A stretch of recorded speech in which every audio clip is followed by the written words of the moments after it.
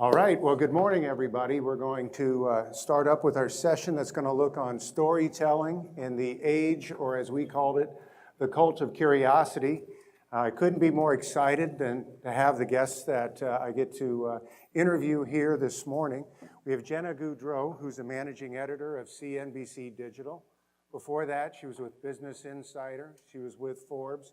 And her challenge and her excitement right now is launching Make It, which is one of the fastest growing digital properties on CNBC. I have Denise Burrell-Stinson with us. She is, I love this title, she is the head of storytelling at the Washington Post brand studio. Before that, it was at the T brand studio for the New York Times. So both of them have really been pioneering a new age of storytelling in today's digital world. And I guess where I wanted to start off my question, and Jenna, I'll start with you just since you're closest. Both of you are working with very iconic brands. They are big, big news brands. Yet what you're being asked to do is something a little bit different. And I think I know the reason why, because we had on June 1st, Pew came out with their annual State of the Media report. And in that, they basically are talking about the up point is that digital subscriptions are surging, just going through the roof from that standpoint. But while digital subscriptions are surging, circulations are dropping, actually to the lowest level in about 70 years. When you look at newsroom employment as well, it's been down 37% since 2004. So we've got this interesting contrast going on right now where you have big brands, you have newsrooms shrinking, you have the impact of the recession, you have a lot of local newspapers are losing staff, but yet we're in an area where your news media is thriving. Washington Post on the editorial side seems like every day they're infusing something new into the national debate. As we look at CNBC and the tie-in to what we have with the broader news capabilities, you're really touching every single point of your subscriber's life. So I guess I'd like to start it off with those dynamics going off. What is the challenge of building a digital entity within a major brand? Sure, yeah, I can start, and I'll just warn you, I'm getting over a cold, so if I have to pull out a tissue, that's why. But yeah, so CNBC Digital is actually growing, and in this time when newsrooms are shrinking, we're investing in digital, and we're investing in people, and we're hiring. And a big part of that is we think digital is the future. We know that young people are on their phones more than they're sitting in front of the television, and we want to get those young people. And that's also a big reason why we launched CNBC Make It, which is what I've sort of launched and have been helping build for the past year at CNBC. And it is a sort of lifestyle financial site for 35 and under. It focuses on all your financial firsts, while also, so like buying a home, opening your first investment account, getting your first job, getting your first management position. And the tone is different. It's a little more casual. We write sort of what we hope are really compelling headlines. We have a no jargon rule. We use a lot of visuals. We write short. We are very focused on video. And so, I think all of that is, the aim is to build a larger, broader, more diverse audience in digital. And we're focusing on that across the board at CNBC, but particularly with this new property. And I think the challenges are, the challenge is also the benefit in a way, in that everybody knows CNBC. It's a very established brand. They think of the TV when they think of it. And so we sort of have to use the strengths of that brand, that business credibility, that gravitas, but also translate it to a younger audience, a different audience that uses, that wants to interact with CNBC differently online. And so I think that's what we're sort of struggling, and also, hopefully winning. CNBC Make It has had 6 months of consecutive records, and is growing faster than any of us sort of even imagined. So it's an exciting time. So Denise, with you, not only do you have the challenge of building up this digital news engine, you're building a digital news engine that connects advertisers with the Washington Post audience. So what is the, I guess for you, it's kind of twofold. What is the challenge of trying to bring a journalistic approach to telling brand story? And then what is the challenge when your brethren on the editorial side keep breaking all this news? How do you get people to pay attention? Well, you know, when our brothers and sisters on the newsroom side are doing their job, it actually makes our work really easy. Well, not really easy, I'll say easier. Basically, you know, I'm on my second content studio now. I was at the New York Times, and now I'm at the Washington Post.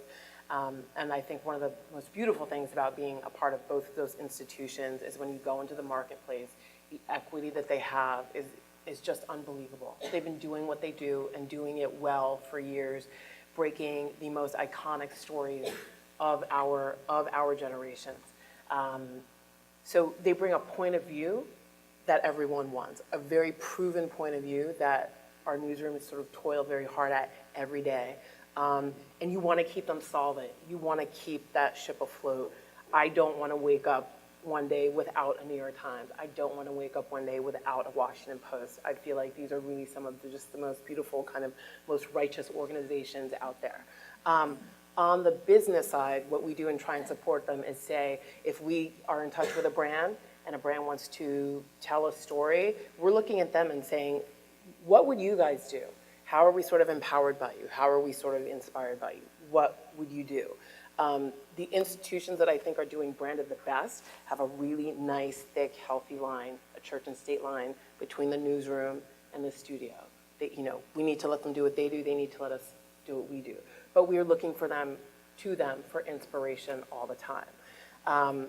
However, we look at each other, we are inspired, we want to do the work that we do, but we also have to sort of be looking at the entire industry. There is an entirely new set of, we call them disruptors or competitors or players in the marketplace, and we cannot discount what viable competitors they are. You know, and not just other publishers, but platforms, the Facebooks of the world, the Googles of the world, you know, as well as the Vices and the BuzzFeeds and all of those. They get millions and millions and millions of eyeballs every day. YouTube, Vimeo.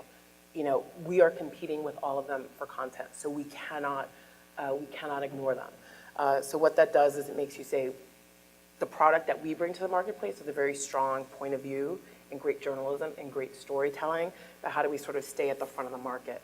These days, that really means a lot of good technology, and then leveraging good technology, good audience insights, and good storytelling. So that's kind of the magic trifecta right now.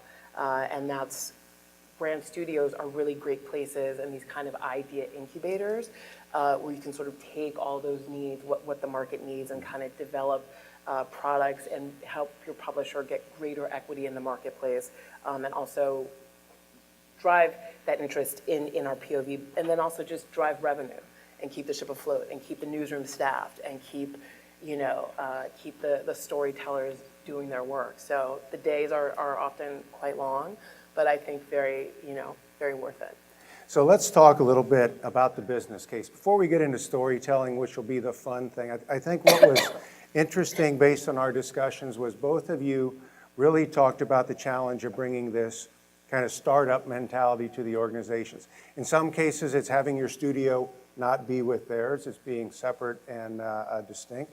I know you were saying, Denise, in yours, it's what kind of data do I have to do that validate that the audience will be there, that the opportunity. So if you could just take a few minutes and just really talk about how do you mesh that startup culture with a very established brand, and what are the blessings and curses of that? Sure, yeah, I can start. So before this job, I spent about 3 years at Business Insider and was there sort of right as it was just like rocketing off, which was really cool. But for those of you who don't know, Business Insider started in 2007. It was the quintessential startup. I mean, our first newsroom was about this big. People sat just like this close together. One of the co-founders, Henry Blodgett, was the CEO and the editor-in-chief, and he sat right in the middle of the newsroom with everyone else. And sort of he would make a decision and we would go, and you know then he might change his mind and we would go the other way. And but it was very agile and we were able to move quickly, and you know we were always trying to respond to trends and turn right or turn left or this is working, let's go further in that direction. And so myself and CNBC Digital's executive editor Jay Yarrow, who also came from Business Insider, really wanted to bring that startup mentality to CNBC Digital. We both got there about a year ago, and it was very much about that sort of agile mindset. Also, really understanding the audience and what they were reading, what they were not reading, what they were watching, what they were not watching. So that's a lot about sort of analyzing the analytics, seeing what's working, what's not working, not chasing necessarily, but informing our work. And so I would say the challenge is that that was sort of new for CNBC, that kind of, let's experiment, let's try something. If it works, let's keep going. If it doesn't work, let's throw it away. That was a new mindset, and so people needed to get used to that. But I also think it was really fun, and I think that's sort of the right mindset for digital media, because consumer preferences change like hourly, maybe even on the minute, and the business is constantly changing, and I don't think anyone's figured it out. So that's really what we've tried to bring. And in the particular case of CNBC Make It, which you mentioned, we actually have located that newsroom outside of CNBC headquarters, which are in New Jersey. And this team of writers and producers and editors work in Manhattan, and in a sort of smaller building. And so that's a lot of fun, because we're really able to establish sort of a new rhythm, its own culture. We're not sort of, I don't want to say tied down, but influenced by the established CNBC culture, and we can sort of start fresh while also, having the resources and the credibility of that brand. So Denise, from you, this is the second time you built a brand content studio, first at the Times, now at the Post. You have a chairman, people may have heard of him, Mr. Bezos. What are some of the pressures of building a startup for Jeff Bezos? I think actually Jeff Bezos has really kind of helped redefine that really at the highest levels, at the highest executive levels, that you really need to have leadership that empowers your company and your institution to sort of rely on your legacy, but think like a startup. So, we live in a market of big ideas. And as Jenna was saying, it's such a nimble, agile marketplace that is constantly in flux. And the news that you got yesterday or last week is now obsolete, and some new cooler thing, some bell and whistle that you have to understand and try and make it work for your brand. You have to move that fast.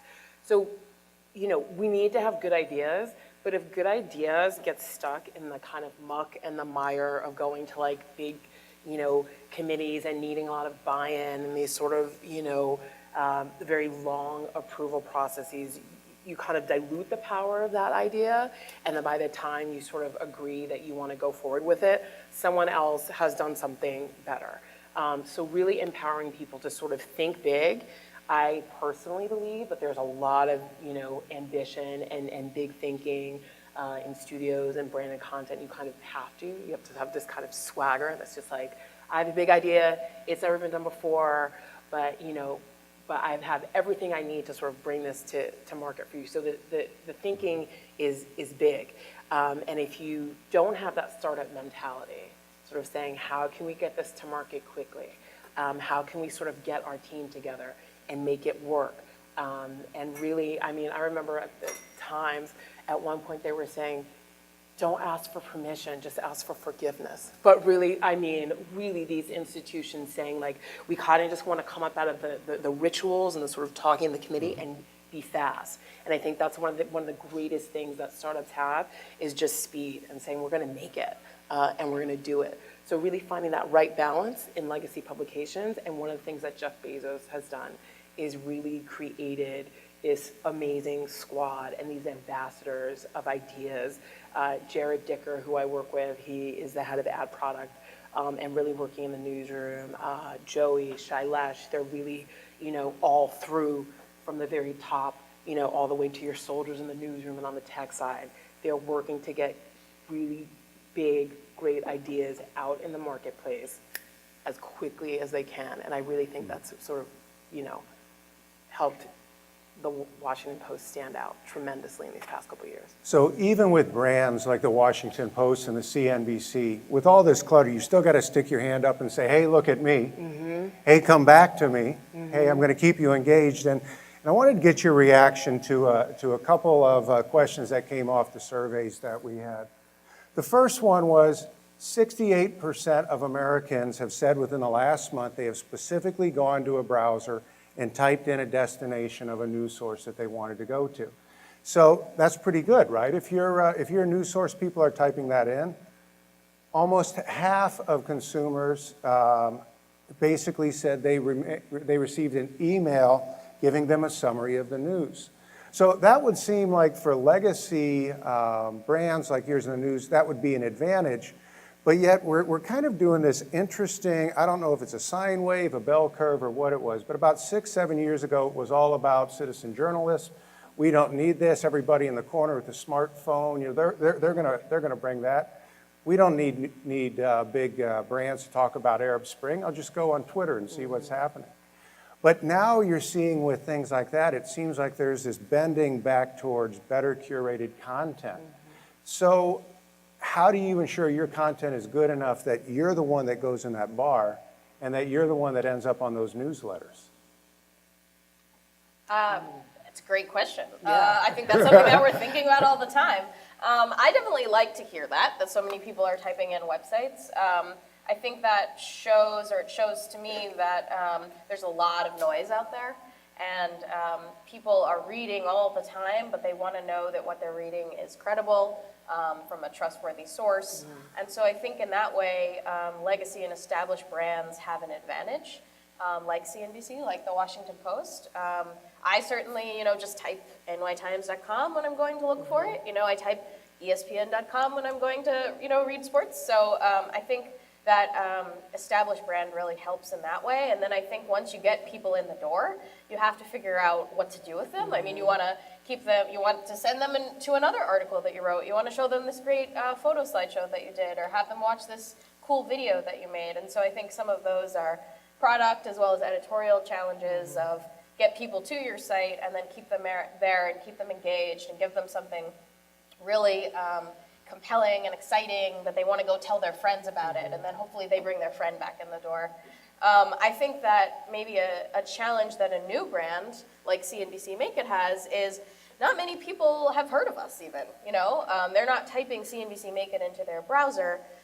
So how do you create sort of brand awareness? How do you create loyalty? All of those are questions that we're grappling with, and we do have a newsletter. I think newsletters are sort of very trendy right now, and I receive quite a few. I think I receive the Post most, and Axios is doing really well, and CNBC Make It's newsletter is growing quite a lot. What we don't see is a lot of actual traffic coming from that newsletter source, but we do see, or we believe that creates a lot of loyalty. It's showing up in your inbox every day, and I think again that's the consumer, making a choice. I want you to come to me because I trust you and I like what you do. And I think that is really compelling. I'm actually really heartened by that statistic. That 68% of respondents to the survey actually keyed in a publisher name. I think one of the great questions that a lot of people have been struggling to answer for the past couple of years is the question of platform and where are people actually consuming content. Are we still going to our publisher platforms, WAPO, New York Times, CNBC, or are we going off-platform? And I think the off-platform experience for consuming content is a really, really competitive one, so that if you're on Facebook, and you're seeing the wedding photos, connecting with your old high school friend, and then also getting your hard news of the day, that experience is becoming far more integrated. If you're going to YouTube to check out videos from, a music star or a TV star that you like, but you're also encountering other content there, you're off platform. Your consumption habits are still very, very important there. You may not be on the publisher's platform, but what you're doing there, the amount of time that you're spending there, what you're consuming there, it has a lot of meaning.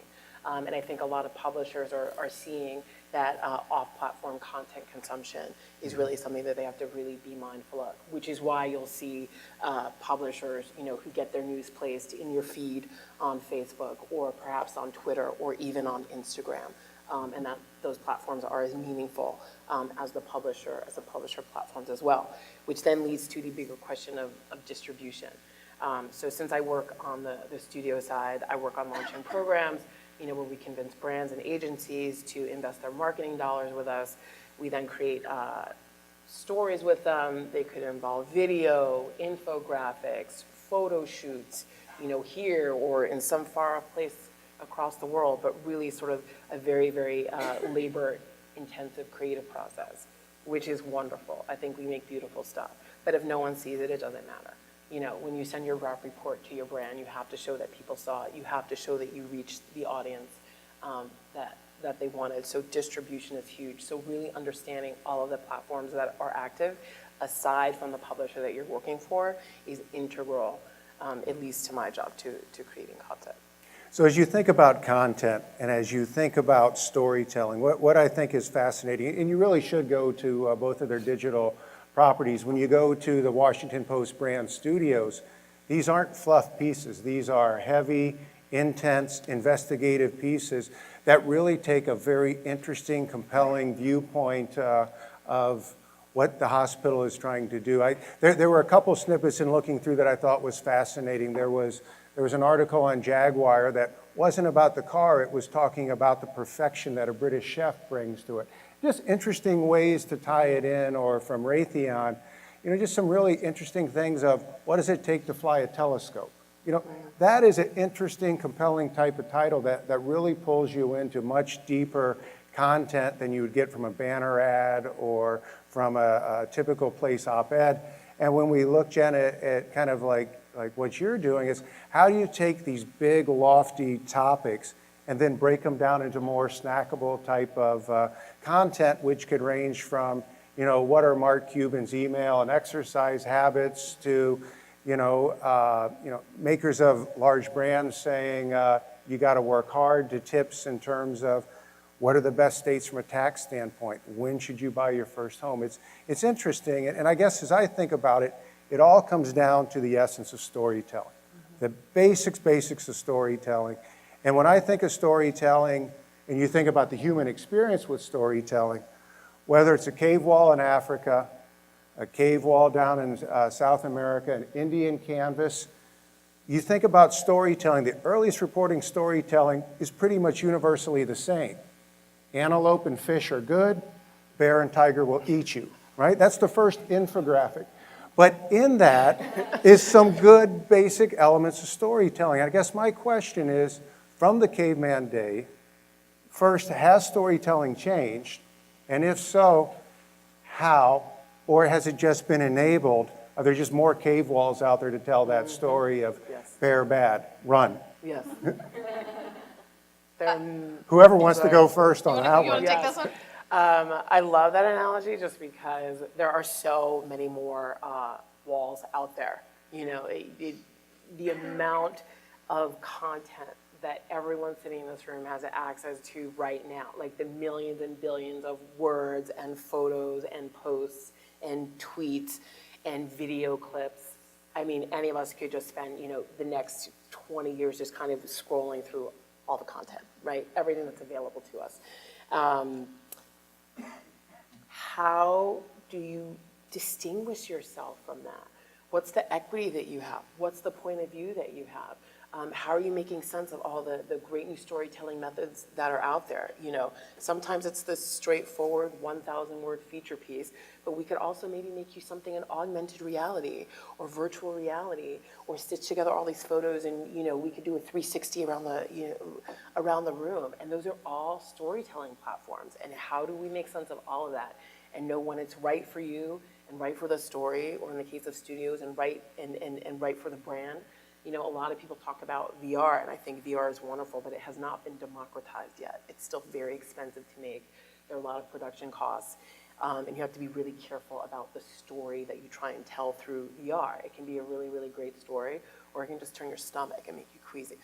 So making sense of all of that. So it used to be the really simple sort of, cave wall, and now it is just this sort of glut of opportunity and choice and platform, and how do we make sense of all of it and sort of stay up to date on all of it. So it's this wonderful challenge,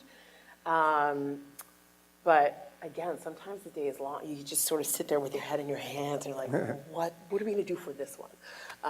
But it's been working out so far. So. Yeah, so Jenna, how do you thinking about stories from your perspective? How do you take these big concepts and boil them down into your snackable cave walls? Quick Sure. reference, the tutorial. I mean, I think that great storytelling is great storytelling. I mean, I think it has the essentials that it's always had. I mean, you want to read about a great character. You want to go on a journey with them.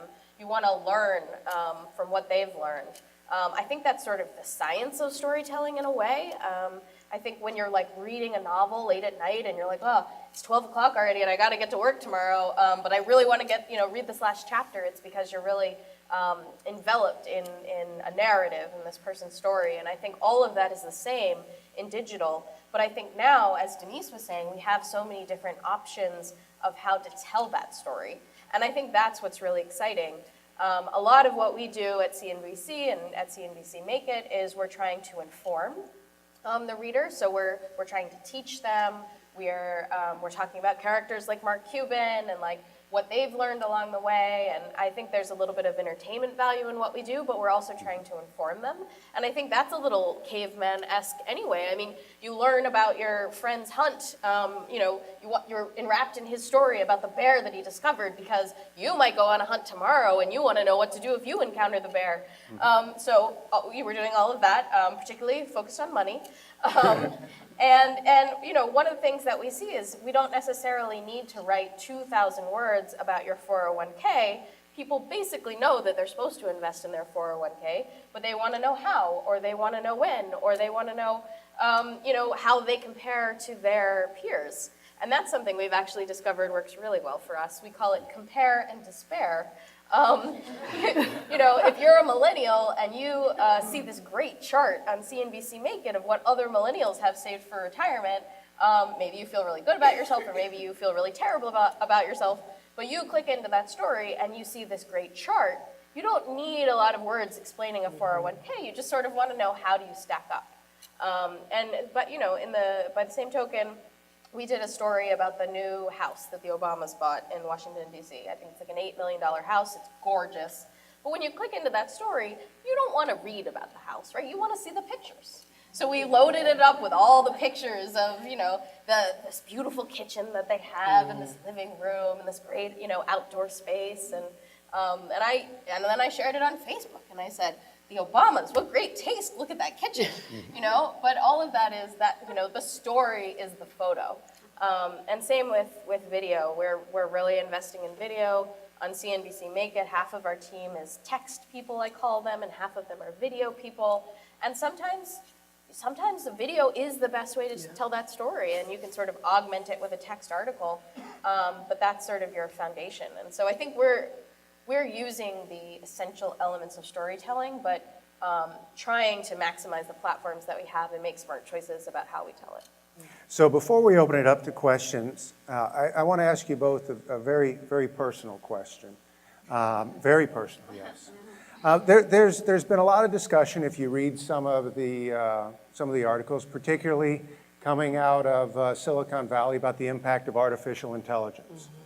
And we've seen in cases, and I've seen parts where it's hard to tell the difference between what a computer algorithm can write and what a human can write. But yet, when I look at the success that you two are having on your respective businesses, when I look at the examples that you're talking about of trying to decide, when do I do VR, when do I not, when do I do a 1,000-word story, when do I do that? I guess my question to each of you is, you both obviously have a lot of passion for what you do. How do you take and channel that passion so that it flows through your organization, that you're telling the best stories, that you're finding the best stories, that it reflects what you want to see? How do you unleash your passion? Well, I am a little bit worried about robot managing editor. If the robot can do my job, I'm a little bit scared about what I'm gonna do. I don't know. I mean, I think, computers write stories. That's something that's happening now. From what I've seen, they've written sort of basic news stories where they plug in like stock prices or game scores. But I'm sure that they will get more advanced and they will be literary wonders. But I really think that the way you win in media today, because it's so crowded, because there are so many options, is really understanding storytelling, really understanding your audience, really offering something of value, something that's different. And I think we need humans to do it. And with my staff, we're growing. We're a startup within a large organization, and so we set audience metrics. We celebrate when we hit them. I took them to Benihana when we hit a certain milestone, which they found very funny. I've joked about getting like a gong when we have a story that's like popping on sharp beat. But I think it's just sort of getting them excited and aligned around this sort of challenge and fun of building a new audience, building a new brand, telling really great stories.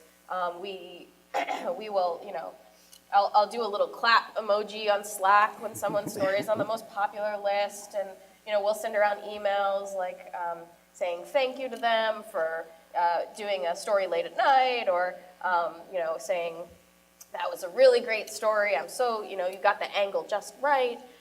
So sort of positive encouragement and feedback has gone a long way. And Denise, how do you unleash your passion? I'm really happy to be employed in media, right? And seriously, I mean, like, I work for the Washington Post, but I'm in New York. I have always loved working for media, from the time when I was young, and it was magazines. So the fact that I can sort of, that I have like an office to go to every day, and this team and this group of collaborators that I get to connect with every day, that really, really keeps me going. I feel that there is a burden. I don't know how much of it is one that I put on myself, or I'm sort of or accurately sort of thinking is necessary now. But I think that there is just an industry awareness and a market awareness in addition to just kind of your day-to-day work, or like plowing through the emails or answering RFPs or getting into all of your meetings. But there's this kind of industry awareness that I think that everyone needs, just because it's all moving so fast. And I feel like for every 5 things that I sort of stay caught up on, there's like probably 5 that are behind me that I couldn't that I couldn't stay caught up with. But really kind of understanding what your peers are doing and how they're trying to make sense of audience, and not only looking within your own discipline, but really looking at tech and sort of what people are doing on the tech side, on the design side.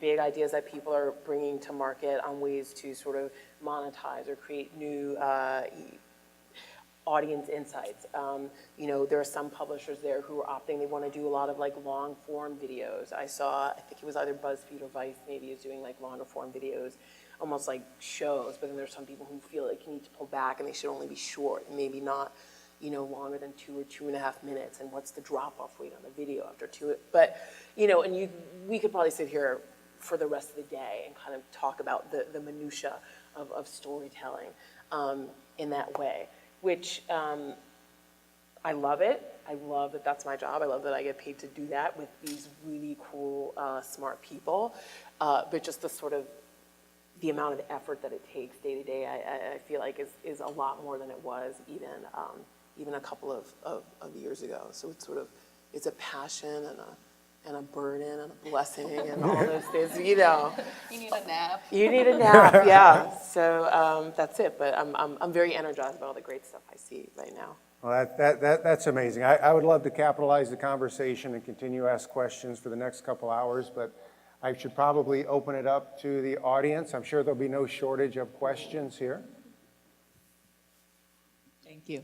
Denise, you talked about taking a big idea to market, and I'd love to hear a little bit about what that process looks like. I mean, what's the timing on that? Could it be 2 hours? Could it be 2 days? Could be 2 years. Or 2 years, exactly, or 2 years. So trying to get a sense of maybe even just one little mini case study or something. And then Jenna, if that differs from your process and timing. There was one really big content program for a luxury advertiser that I actually worked on at the New York Times. So I'm going to tell two. I'm going to tell a New York Times one, and then a WAPA one, and then I'm going to shut up.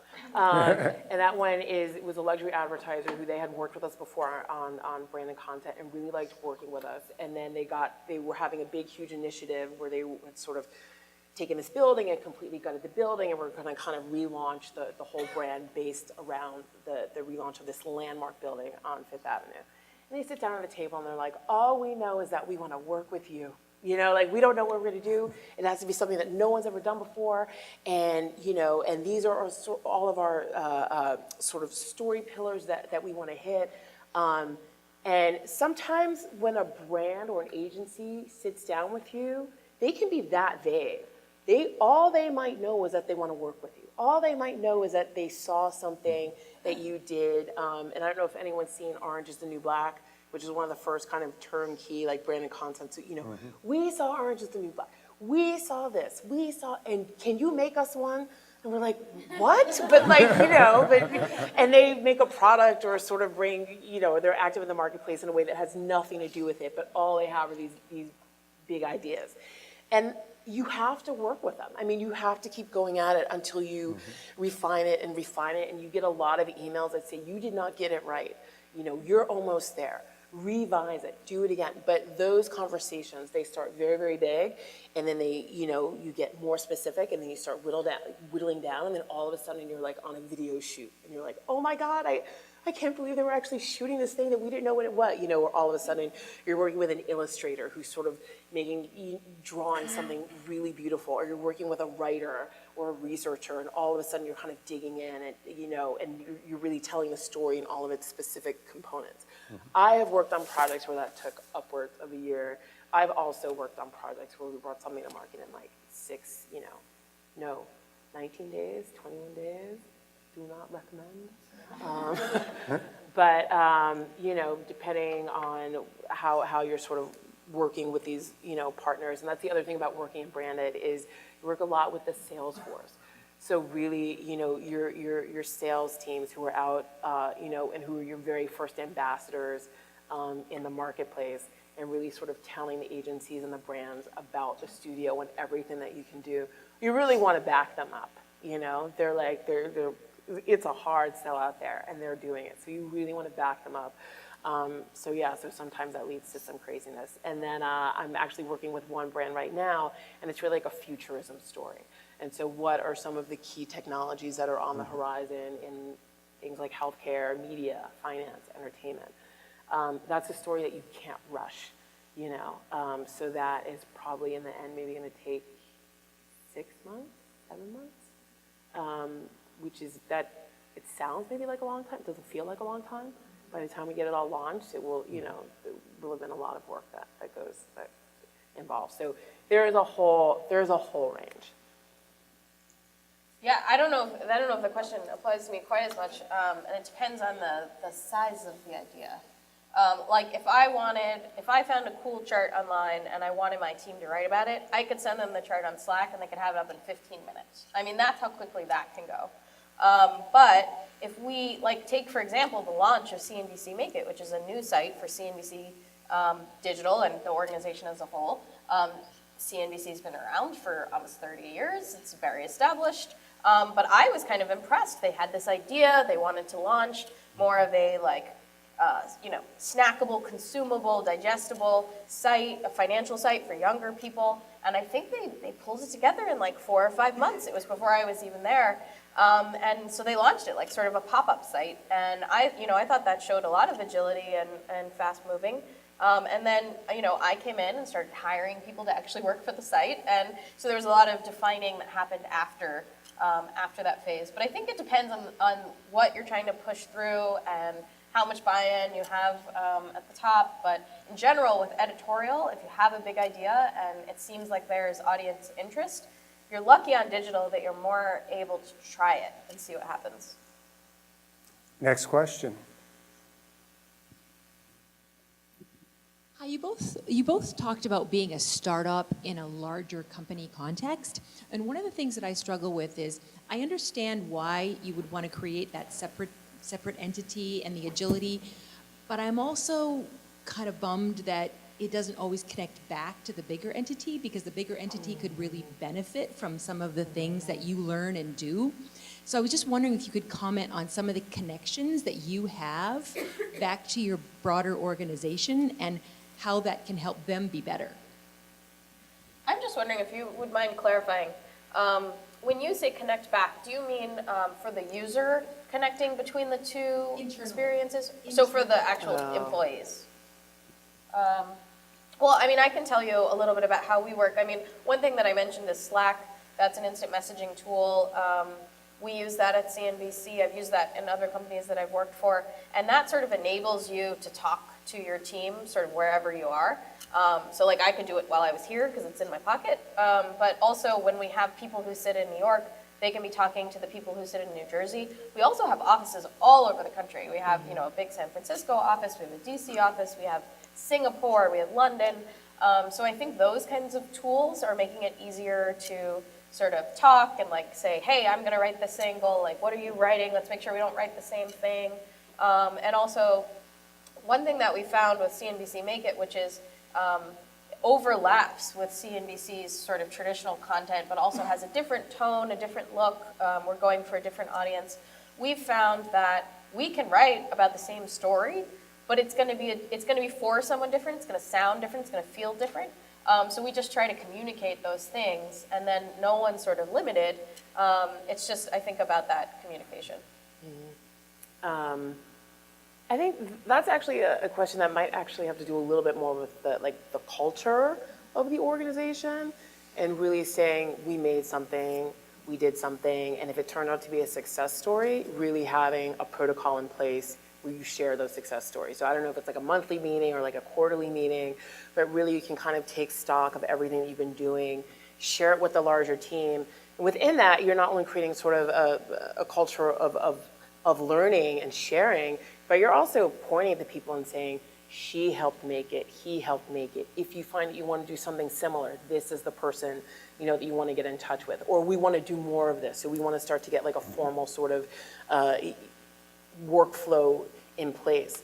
But really, when those successes come and I have found times when I did something, or I was part of a team that did something that hadn't done anything, quite like it before, or other people were working on something that turned out to be a huge success, and I was sort of watching it from the sidelines, but maybe they give a 5-minute presentation or 10-minute presentation that really sort of lays it all out. There's a lot of learning there, so you get to see who's working in certain disciplines, who's specializing certain ways, who's owning new technologies, and really, seeing who those go-tos are there, so that if you feel like it's something that you want to own more for yourself or work that you're doing, you know how to go, who to go to and keep the conversation going. But that might be something where it has to kind of be a more formal conversation. And sometimes it's not only about sharing the successes, it's about sharing like the pain points and saying, I never want to go through that again. How can we be better? But those are all, I think, kind of important conversations and learnings that drive success down the line. We have time for one more question. Anybody from this side of the room?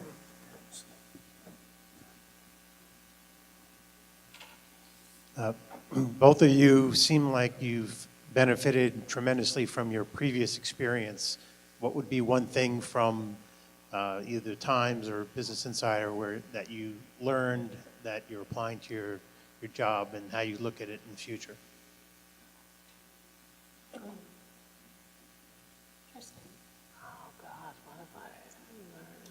I couldn't stump them, and you did. That was very good. Yeah. I would echo something that Denise said that I thought was really great, which is this idea of sort of continuous learning, which was definitely a big part of Business Insider and how we worked, and sort of the beauty of digital media that we have these great analytics tools where we can see, what people read yesterday, what they read yesterday at 10 o'clock in the morning, and exactly what they were reading at 10:01. So that sort of level of sophistication that we can see sort of who's reading what and how they're reading and where they're reading and when they're reading, I think has really helped us learn a lot about consumer preferences, and also helps us identify when they change. which happens frequently. So I think sort of that culture of learning, sort of baking it into my routine, baking it into my team's routine. We do have my team has a weekly meeting, and we talk about, here were the biggest stories last week, here were the biggest videos last week. Here's a topic area that's working well for us, what else can we do? This headline format worked really well for us. Is there another way to sort of spin it or a new angle on that? And then also sort of what didn't work. Yeah, I think that's really important. Like, we tried this thing, we gave it 3 weeks, then we fiddled with it, and we tried it in a different way for another 2 weeks, and it just didn't work. And I don't want to make something that no one's interested in, and you shouldn't either, so let's just move on. So that's a big part of what we did at BI, and also what we're doing at CNBC. I think to speak to that a little bit more, I really discovered that like the silo approach does not work. That I think in sort of making content that people like, there are so many active disciplines now, and you have to kind of be making friends all over, all over the place, because that there, could be one conversation or one person that you connect with who really holds the key to something bigger down the line. So really, you have to work in solitude a lot just to kind of dig in and kind of make the thing that you're responsible for. But the silo approach and really not being interested in other disciplines is probably not the path forward. So, that's big learning for me.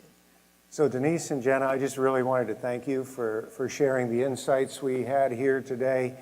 Absolutely fascinating work that you're doing, being on the leading edge of how do you take news and storytelling different directions. Like I said, the rigor of the news approach that you're really taking into more of that branded content is amazing. You should really go look at those type of articles. And, Jenna, the numbers don't lie. You guys are onto something, and it's growing. You're very inspiring from a media standpoint, from a communication standpoint. And thank you very much for putting on your brass knuckles with us here today. Thank you. So.